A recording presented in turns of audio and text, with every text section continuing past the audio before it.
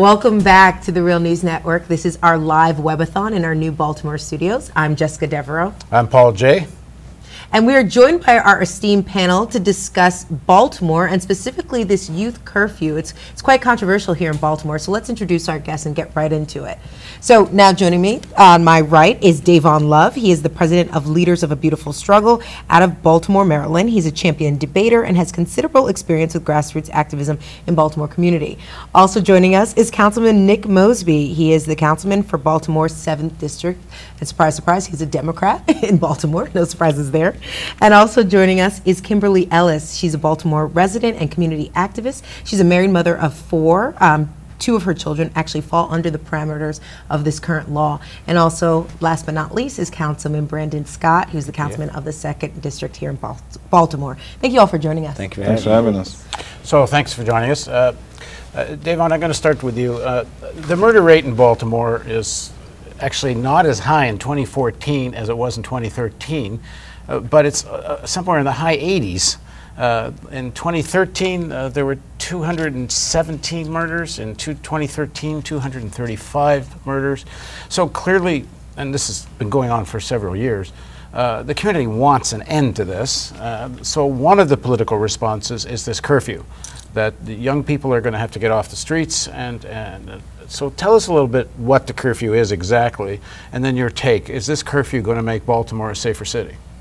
Well, I mean, I'm not as familiar with the specifics of the curfew. One of the things that I will say is that I think what's most important in protecting the livelihood of people in Baltimore is investment in communities. And I think one of the things that happens is that people think that when you think public safety, you have to be talking about policing, you have to be talking about law and order. And so I think there needs to be a paradigm shift in terms of how we think about what it means, in terms of what it means to improve public safety. And I think, unfortunately, what happens is that there's kind of a spectacularization of the violence, of the deaths that happen in Baltimore City, when really they're much more systemic and structural problems, and the violence is really the symptom of a much structural, much more deep-seated problem. So we look at the issue of institutional racism and white supremacy in our society, and the way that black youth in particular, but black people in general, we're socialized in a society that doesn't allow us to be seen as human beings, you know, who have the right to the same things that our white counterparts are privy to in this society. And so I think until we get to that fundamental understanding and grappling with that, then I think we're going to see a society that is going to be making policies that aren't grappling with the core issue that's at hand. Well, Nick, you actually voted for this legislation. Is that correct? In favor of it? Can you just break down exactly what's in the bill before we get into? So basically, the bill, which is not a new thing to Baltimore City. I mean, Baltimore City has had a curfew law for, I believe, over 20-some years. This bill structured it in a little different way. It basically created tiers. So younger folks under the age of 16 are treated differently than their peers, older than them. I think Dayvon's totally right when he talks about the systemic structural issues that are really at the root of this. When I look at the curfew law, it's not around public safety or lowering the murder rate, but it's around affecting children who are sometimes 10, 11, 12-year-olds that are out on the street at night at 12, 1 o'clock in the morning. Now, you know clearly if you see a child that young in the city of Baltimore and western East Baltimore out on the street at that time, that they probably have major family issues at home. So it's about trying to get to that child, trying to develop ways of maybe identifying services that are particular to that child. But, you know, this whole thing about the sensationalism of the curfew law now, it's really been around for the past 20 years. It's just, you know, Brandon, who was actually the lead sponsor, I'll let him speak up about this bill, you know, his intent was that, you know, we shouldn't be treating a 17-year-old the same way we treat a 7-year-old. So what was the intent of the bill, Brandon? So the intent is this: if we're going to have a curfew, and the curfew's been in effect for 20 years, they had it since I was 10 years old. I'm the youngest person on the council. So the intent of this bill is to, one, modernize the curfew and make old school common sense for the city of Baltimore. So what was it and what is it now? So what it was is that even on a school night, young people in the city of Baltimore from 1 month to 16 years old could be out at 11 p.m. on a school night. If you know anything about the education system in Baltimore, you know that if they're doing that, then they're not going to, the hours aren't there for them to properly be ready for school in the morning. Most of our young kids are up at 6:30 in the morning. School starts at 7:30, 8 o'clock. So if we're going to have them out and you see them on a school night out that late, it makes no sense. Also, as my colleague said, if you talk to the young people, as I did when crafting this bill, they didn't even think that an 8-year-old and a 14-year-old should have the same curfew. So why should the adults adults do the same thing. So what it does is all those young people from 14 to 16 during the school year, and I studied this across the country. I actually went to Kansas City, Missouri last summer to look at how they do their curfew. Cities across the country have tiered curfew based on age, but also based on the time of year. School year should be different from when school is out. So what happens is for us now, after the mayor signs, it's 60 days from after the mayor signs in the city of Baltimore, young people from 14 to 16 will have a curfew of 10 p.m. during the school year, and it'll be 11 p.m. on weekends and during the summertime. Those 13 and under will have a 9 p.m. curfew. And also, I think it's important to mention that a lot has been sensationalized about us criminalizing kids and their parents. In actuality, what I did with this bill is I removed all criminal penalties away.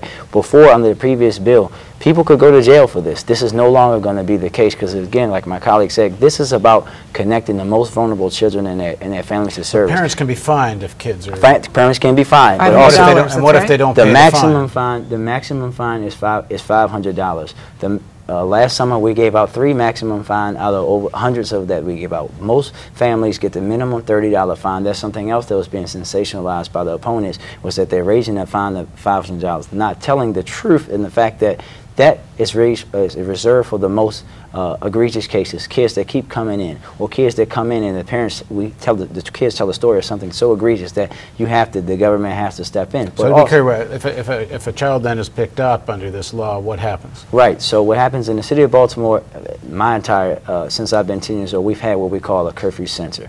And what happened in the past, when I was growing up, you would just drop in a room until your parents came to pick you up. What happens today, and it actually now only happens in the summer, but now with this new legislation, new funding is going to be year-round, they take them to what we're going to call a Youth Connection Center right now. It's at the school system headquarters. They come in, they talk to DSS, they talk to DJS, they talk to the school system student support, so we can see what's going on with the young person. I actually used to run the nighttime curfew center in my previous job, and I've actually personally been able to connect young people. I had one young lady who came in and was pregnant and wanted to graduate from school. She thought she had to get a GED. Save for her not being picked up on curfew, she would have not gotten a high school diploma but a GED. These are the kind of things that we're doing here. We're not arresting kids. The kids aren't brought there in handcuffs. They're not even brought in an actual police car. They're brought in a police PAL van. That's how they come to the center. So this has never been, I have never, as the sponsor of this bill, uttered the words that this is about reducing crime in Baltimore. The city of Baltimore, we've made so much great progress in reducing violent crime, but still, yes, I could say that in my childhood we had years of 356 homicides, and since I've been on the council, we've had years of 197. That's still 197 too many. We still have to work at all of these problems from a But a 16-year-old goes to the corner store after 10 o'clock at night, could be picked up. Could be picked up. Could be picked up during a school night. During a school night, they could be picked up during a school night. But what if they're picking something up for their parents, for example? Well, that's actually something that was taken out of the bill. So in the past, and this was something that a lot of my community people had a problem with, young people, for citizens would call the police and say, hey, look, man, there's a bunch of young kids going into the store, and it's 12:30, 1 o'clock in the morning. Under the previous legislation, that was actually allowed, and the police officers could not bother them. But a lot of constituents complained and said, well, if you're going to have a curfew, people should get up and go to the store for themselves. They shouldn't send their 8, 9, 10, 11-year-old kids to the store. There's a difference between 8, 9, and 10 and and 16. Right, yeah, 16, right. And I think it's I can't see anybody arguing that if an 8, 9, 10-year-old is wandering around the streets late at night, there should be an intervention. You would be surprised at what people would argue. And we have to be honest that's what... Let's get Kim, because she's actually a mother with children who are going to be affected. How old are your children that would be affected under this law? My youngest is 15, and my oldest just turned 17, so he'll kind of opt out of the overall curfew. So you just heard Councilman Scott's take on all this. What's your position? Actually, I understand and kind of agree with the premise, the overall concept of having children who are outside and, needing services and resources. I just think that the current manner in which we're going about it is a bit much for me and as a parent. So you gave the example of a 16-year-old going to the store. If for whatever reason I'm in the middle of cooking where, I do catering on the side, if they're helping me, whatever reason, he goes to the store and he's picked up, he doesn't come home. I live in Councilman Mosby's district. For me, that's a problem. If I'm worried about where my son is, I don't understand why, they can't bring him home or, make a phone call right where they are. A lot of times you have a lot of kids who aren't necessarily predisposed to having a lot of contact with police officers. It's very unnerving for me as an adult to be pulled over. You know, I literally can have an anxiety attack just because historically and from my instincts, I never let my intellect override my instincts. And from an instinctual standpoint, I'm not real sure how that could very well go. So I'm always kind of on my guard. For children, it's even more so. And so when you have that interaction, what happens to the mental part of that, you know, the emotional part of that, the psychological part of that, of dealing with that interaction from someone who is an authority figure, you know, that they're told to respect, and they're telling them, you know, come with me, it's the middle of the night, for whatever reason. Target at Mondawmin Mall closes at 10 o'clock. You know, if someone has a part-time job, or, you know, for whatever reason, kids are out, especially during the summertime. Kimberly, but when you say exempt, point though about why can't when you are they bring it back exempt? Are they home? exempt on the spot, or are they exempt once they go through processing? Just as it is today, the current curfew exempts young kids who are working, who have a work permit, young kids who are coming from a recreational event, a city-sponsored event, a religious event. That hasn't changed. But how do you prove that? Well, they prove it because this is something that we've been talking about a lot this week. So I probably, as vice chairman of the Public Safety Committee, get more complaints about the Baltimore Police Department than any elected official in the city. The one thing I've never gotten a complaint from them about is them enforcing the curfew, which they have been doing my whole life. So what they do is typically, it's not like the police aren't all driving around looking for young kids. How it's enforced is that there's someone assigned in each district who has the PAL van who drives around. They're not going to Target or Mondawmin to pick up kids. Does the curfew law create a probable cause for a search? Say again?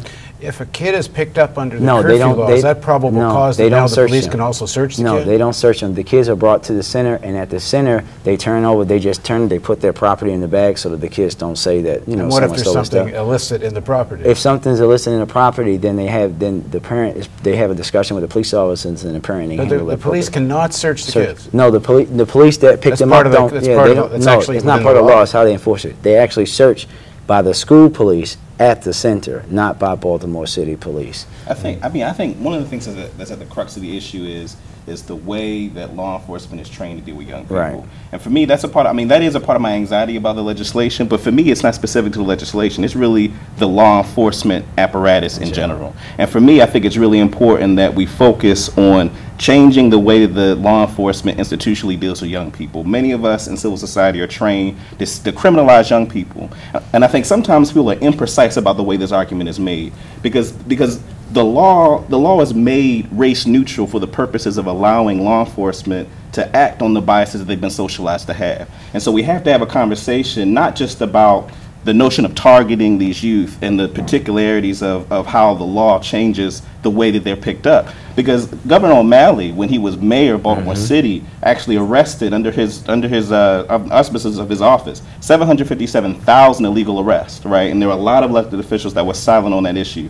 So for me, regardless of whether this law is enacted or not, we're looking at an institutional arrangement that is predicated on the notion of institutional racism being based on it. And I think that the issues that Ms. Williams brings up is really important in terms of thinking about how people's interaction with law enforcement affects the livelihood of young people. And I think the way we do that is, again, we have to force the law enforcement in our city to have that conversation. And there's some of us that are trying to push to get law enforcement to have that conversation, but that has to be the focus. It can't be white-led and controlled nonprofit organizations using this issue as a way to get people to protest and be upset. We have to actually have specific ways of dealing with the institutional structure so that we're not just grandstanding so that people can get grant money, but that people can actually substantively address the issue that we're talking about. And this is a very complicated issue. I mean, at the crux of it, we're talking about the breakdown of the family and the breakdown of the community, right?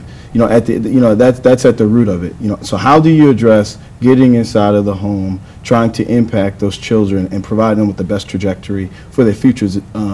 That's the main intention behind it. Are there unintended consequences? Are there problems with it? Do we know that we currently have this issue between community distrust in the police and our young folks in the police and implicit biasness in the police? Yes, all that is there, and it's been there for for 40, 50, 60 years, and we won't break it down in this So issue. why is this But a we're police- losing our children. Okay, so why is this a police issue at all? Why isn't it, well, it seems to me what Kimberly is saying is it should be a community solution. Well, like the kids should be taken But back can to I- the The home. home, yeah. And Well, in they other can words, be we're just they are on ahead, taken but home. why not resources where the community is rallied and organized to Well, this is even the- if it needs an intervention, Right. why isn't it the community? I mean, Well, this is you a- know what, this is just a- one sec. What Dayvon's saying about the police force, you know, there is a fundamental racism in the police force. We all know it. It's an issue that has to be addressed. But in the meantime, people want their kids to be safe. So then why turning to the police? Why not Well, some this is the kind of thing. community solution here? The police's involvement, basically in this curfew, the police are basically just chauffeurs. They just drop them off. That's all they are. And we've had this discussion about folks asking me, why aren't the social workers, why can't the social workers pick the kids up on curfew? Yeah, and I said that the answer to that is that you have to live in reality. You know, all of us know that social workers in the city of Baltimore take the police with them to the homes when they're going to see the kids. So then to ask those same social workers to go out in the street 10, 11, 12, 30 at night, it's not going to happen. It's not going to happen. And it's one of our other brothers said on a radio show a couple weeks ago, it's like the community, I'm for that. No one talks more about community involvement, especially the importance of community involvement of black men in the city and stepping up to do this, more than me. But the problem is that for whatever reason, there's not a big call for that. There's not a group of people to do that. And in an event that we don't have that community structure, that government has to step in, because if something were to happen to one of these kids, there's two people on this panel that they're going to be looking at, and there's us two. And we have to step in and do something. Yeah, I agree with you all. It has to be a community. I know personally myself, we do mentoring things to keep young kids off the street. We do that kind of stuff, but we need more of that. There are Kimberly, if 2,000 kids. if you could write a policy that would deal with this problem. So let's to be entirely clear, this isn't about so much reducing crime, it's about safety of kids late That's at night. exactly what it is. Because this is being rationalized. And addressing the most vulnerable children. Yes. Addressing the most The vulnerable media This is has the made it media, that this is way. all to do with You've crime. never heard that from us. Okay, fine. So Kimberly, if you were writing this, what would you have written? Well, for me, to understand that statistically, if you have interaction with the police officer, you're more than likely to have additional interaction with police officers. So that in and of itself sets up a dangerous precedent for young black minority children who are going through this program, even by, saying it's a PAL van that's coming to pick them up. It is still the police who are coming to get them. Now, you currently have a curfew that was on the books that for whatever reason, some may feel it didn't work appropriately, wasn't enforced efficiently. However, but it doesn't mean that you throw the baby out with the bathwater. While you're trying to see how this one may work, you're still impacting children. And for me, I'm a community mom. Like, I'm not alone. So when you say that you don't have resources, I would have liked to have heard, what kind of community mapping are out there, because there are so many different organizations. You have Coppin State University, Morgan State University, a lot of agencies that have fraternities, that have nonprofits, that have community boards that are active, that are looking for ways to come together to create, environments that are conducive to the healthy upbringing of children, not to put them under military or martial law or, because the parents are no longer able to control their kids. I take offense to that, because not only have I raised my children, I've raised children in the community. A goddaughter of ours just graduated from Carver Vocational Tech. Why? We are a part of that village that raised her. I'm accountable to every child that is in my community. I feel that way. And I'm not the only one. Yeah. He feels that way. He feels that way. So why not have a round table, have a discussion, and put different things on the table, think outside the box, but do not involve the police. I do not want my young black son to have an interaction with the police needlessly for any reason. I don't want that in his psyche, because it triggers things that go far back beyond this current moment in time. It's far surpassing that, and you have to understand that. You have to take that into accountability. And as a mother of a black son in Baltimore, it would scare the heck out of me to not know where he is for 1 minute of any day because someone picked him up for whatever reason. And when you're saying you're going to figure it out, when are you going to figure that out? Are you figuring it out on the spot and you let him walk home? Are you taking him somewhere? Yeah. What about parents who are single parents who can't come and get their children? And who Nick, can't pay what do you the make of the fine? basic argument Kimberly's making? That is, if it's a police interaction, you're opening a Pandora's box of the whole nightmare of community police relations to deal with the problem of kids being out late at night. I think what we're talking about, and I truly respect and appreciate, because we know each other, because she lives in my district. But unfortunately, we're not talking about parents or godparents, who she is and what she represents. I'm sure that her son or her daughter, they're not out across town at 1 or 2 o'clock in the morning. They're probably home, or they're probably somewhere in the structured environment that she's placed them. I think that what we're trying to say here is that it's critically important that we get to these vulnerable children to ensure that they have the best chance at life. That's all that this bill is about. And when you have, during the school day, 15 or 16-year-olds that are out in the morning, you understand and know that they're probably on a path that's not going to be productive for their lives or even for their community lives. I get the whole argument that we have fraternities, we have schools, and we have all these other organizations. It's not a secret what this issue is. It's not a secret when you look at the statistics around young African-American men in a city, young men in a city like Baltimore. Yet we have all these organizations, they haven't stepped up and collectively come together to address the issue.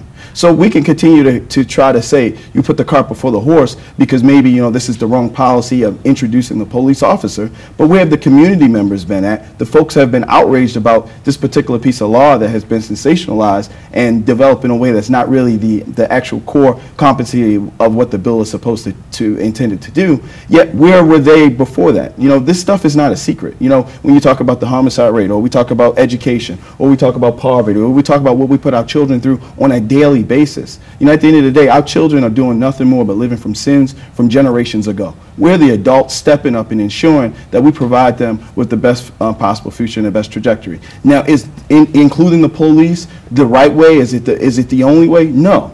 But maybe this is a point where we can start having serious discussions on how we can collectively come together and talk about our institutions, our organizations, and the other folks that actually care about these children. And I think the honest discussion is around the extent to which law enforcement is equipped to do that. Because I actually agree more with Kimberly on this point that law enforcement just systemically and historically and contemporaneously has demonstrated its inability to effectively deal with young people. One person every 28 hours is killed by law enforcement in the United States, a black person. So I think that's important to keep that in mind. And so to me, the part of the conversation is, how do we transform the way that law enforcement does its job so that we can have an institution that actually serves the community? And I think that's really where the solution is. And I think those are the kinds of policies that legislators need to advocate for and address. And one thing I will say that I think is important about the notion of community development and investment, I do think that if we look at the current political structure, right, and those who are in leadership, right, unfortunately there's been more interest in investing in a particular style of law enforcement that is on the side of hyper-policing, particularly as it relates to black youth, as opposed to investing in the communities that are more equipped to deal with the young people there in these situations. But again, my whole position in this conversation is simply this, is that it's really important that we don't take a particular piece of legislation and make it as if it's something new. We all know that law enforcement engages in institutional racism, and a part of our responsibility as people in the community is to be proactive about the issue of institutional racism and how it deals with young people, and not be reactive to legislation that really is just an extension of the status quo, right? It is already the way that law enforcement behaves, and so let's start from that position instead of, I think, what has happened in the media in terms of the sensationalization of it. I just have a quick question with regard to your bill. So if the overall concept is to protect the most vulnerable populations, those who are out, at such a young age, these children go to school, they have guidance counselors, they have other people who are around them to more or less see that there's an issue. A child comes into class that's, dirty, a teacher knows that there's an issue. If they're hungry, a teacher knows that that's an issue. If they have an IEP, so going to the school and involving the school to find out what those issues are, to try to, build wraparound services around the family and go at it that way. My main issue is the police interaction. And it's my main issue because we're building prisons whose main commodity are youth, are black minority, Hispanic minority youth. And when you say that and you're learning that they're, prisons are traded on the New York Stock Exchange, they're big business. You have environments in towns that are fed off of a prison. So when you look at a business and you're looking at their commodity, how are you feeding that commodity? How are you getting that? And the only thing that I see in my parental eye as a mother And as a person, a learned person, I'm not, I'm vice president of a community board. I have a master's degree in human services. I'm not just looking at this from an emotional standpoint. From a practical standpoint, if you want to invest in your youth, then you meet them where they are and you give them the resources that they need to be successful. Interacting with the police opens up that gateway for so much more damage, collateral or not, that I'm not willing to lose one of mine to that, to being able to go back and say, okay, well, let's self-reflect. We did such and such and such and such, and this was the collateral damage, and so let's revamp it and do it this way. I wouldn't want that for mine. Yeah. You wouldn't want Brandon, that for did you actually open this up to the public? Did you get people in the room discussing solutions? Anytime I do this, I go out to into my district and I talk to my residents, but also talk to young people. And the overwhelming majority support of what we're doing. The overwhelming majority of the citizens that I've talked to support what we're doing. But to answer a question, first and foremost, I agree with you wholeheartedly. But to me, this is not a if or thing. It's a both. We have to do both. I got a suggestion. One of the reasons we're in this big studio at the Real News Network is we want to organize town halls. Yep. Discussions, debates about public policy. And I think what Dayvon raised is the starting point. Mm-hmm. Let's not just look at one piece of legislation. Let's look holistically, comprehensively, with the object being, both how to have a safer city and how to make life better for the kids. Right. So are you guys all game to come back for a town hall? Oh, definitely. Yeah, most definitely. Yeah. I think we all are. So because we all, at the end of the day, we all want the same thing. So I think if we start with that as the objective, it's a whole series of town halls. Right. We can break down because it's about the schools and it's about what happens on the streets and it's about social services and so on. And of course, it's about chronic poverty. It's about many things. And it's all, clearly it's about systemic racism weaving itself through all of this. So all that being said, thank you very much. Thank you. Yeah, thanks for And joining we're going to us. do this town hall soon, maybe over the summer. And it's going to be live streamed, so we can get people from the community who can't make it here, can watch it, and we'll be interactive with it. And it's something that we plan, we're here for the long term, the long haul. So we hope over the course of the next months and years, we can help facilitate this kind of discussion about what public policy really would make Baltimore a healthier, safer city. Thanks very much. All right, thank you. Yep.